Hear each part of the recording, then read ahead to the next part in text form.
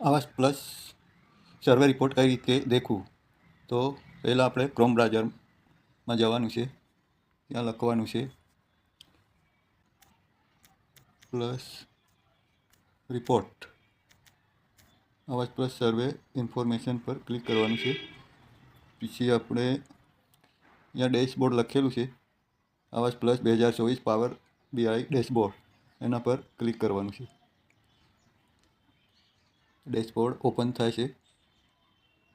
Open થઈ ગયું છે તો આપણે વચ્ચેવાળા રિપોર્ટ પર ક્લિક કરવાનું છે. પછી આવાસ પ્લસ સર્વે રિપોર્ટ,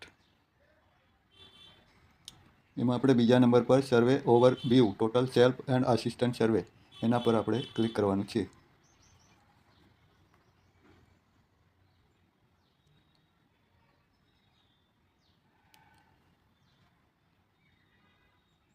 તો હવે આપણે આમાંથી આપણો રાજ્ય સિલેક્ટ કરવાનું છે.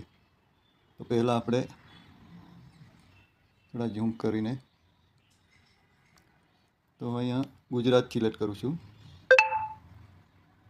ગુજરાત સિલેક્ટ થઈ ગયું છે. એના પછી આપણો જિલ્લો સિલેક્ટ કરવાનો છે. હું અહીંયા દાહોદ સિલેક્ટ કરું છું.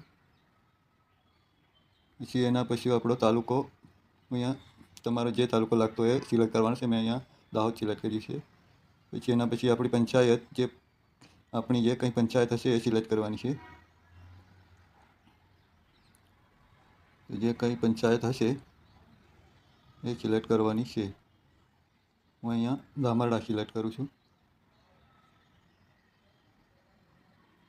તો અહીંયા આ રિપોર્ટ આવી ગયો છે, ટોટલ સર્વે રિપોર્ટ અને સેલ્ફ સર્વેમાંના રિપોર્ટ, આસિસ્ટન્ટ સર્વેનો રિપોર્ટ. તો બધા રિપોર્ટ આ રીતે જોવાના છે દોસ્તો. તો વિડીયો સારો લાગ્યો હોય તો દોસ્તો લાઈક ઓર સબસ્ક્રાઈબ કરવાનું ના ભૂલતા દોસ્તો.